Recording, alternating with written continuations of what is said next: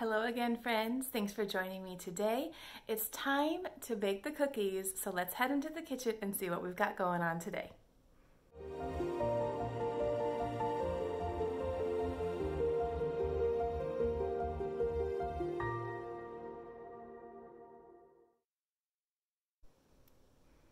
Christmas baking time is here and we are well underway. We've got two recipes that we're going to make in this video. One, I'm going to just show you the ingredients and recipe because I'm sure all of you have heard of it before. It's a Christmas classic. The other one, though, may be new to you. We discovered it when I was in high school, and my mom has made it every year since.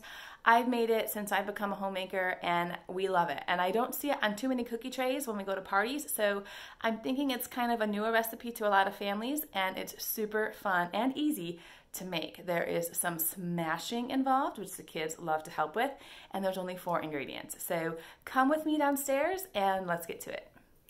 So here we are down in the kitchen, and we're going to start off with that Christmas classic recipe, the peanut butter blossoms.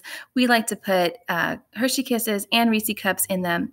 I use a recipe that my mother actually gave me. I think it was from Reader's Digest or Women's Day magazine or one of those, and I just have the recipe here if you'd like to take a picture of it or a screenshot or something like that. But I'm sure most of you have this recipe and have already tried it for your Christmas baking. I actually got the candies in my Sam's Club haul that I showed you all. It was actually miniatures and Reese Cups and Hershey Kisses all mixed together. And so I just saved out some of those for this recipe, but that used to be a very full bag.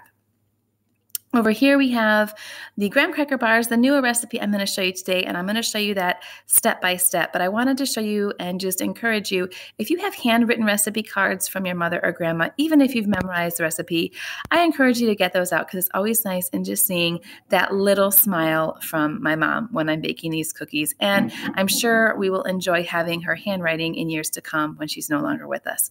So let's head in to this first recipe, our graham cracker squares, with a very fun first step. The step that my kids love more than any part of this baking process, and that is smashing. Now, I really wanted to show you this, how we got to this bag full of crumbs, but our power went off, and I'm sorry, but I couldn't show you that. So what I did was when the power went off, we were out for like an hour, I had my kids smash up an entire box of graham crackers into this very fine dust-like consistency, and we just used this rolling pin here, and my kids took turns smashing and rolling out the crackers until they were just really fine crumbs. And then I put them in this bag and added 1.5 cups of chocolate chips, which is 9 ounces, which is what the recipe calls for. Normally, I don't put them in a bag like this, but we were just trying to do something with this recipe while the power was out. And then the next step, once I got all of these together, was to melt butter in this bowl, a whole stick of butter into this bowl, and then combine those crumbs and chocolate chips with that melted butter. And you could see I had a happy helper who was willing to help with that step. Now, this step here is a little more challenging. After you get the butter incorporated, you need to add the sweetened condensed milk, and that can make the batter really thick and hard to stir, you guys. So I had to take over that part. You're going to want to spray a 9 by 13 pan and put the mixture in. Doesn't look too appealing now, but it comes out looking a lot better. And you're going to bake this in a 350 oven for about half an hour. This is what it looks like when it comes out of the oven. And I'll just let this cool before I serve these out into little squares and finish them off. I thought I'd show you real quick, though, how our other cookies turned out. We got about 4 dozen of these peanut blossoms, and they were fantastic. So super, super good. I hope they can last for the things we need them for later in our Christmas gifting because they were so good.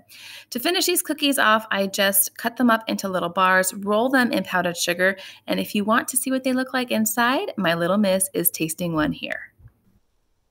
That wraps it up for this video. I hope that we gave you a new idea for a new treat to bake with your kids that's super easy and really yummy. Really fun to make too with all that smashing. My kids love that part. So let me know down in the comments if you're going to try this recipe or if you've seen it. Maybe it's not new to you. Maybe it's just new to this region over the last decade or so. Well, 2 decades. I've been out of high school for 2 decades. That's pretty pretty crazy to me. But it wasn't something I grew up with. It was newer to me in adultish years. So let me know if you have seen this recipe and or if you're going to try it. I'd love to know if you try it and you like it too.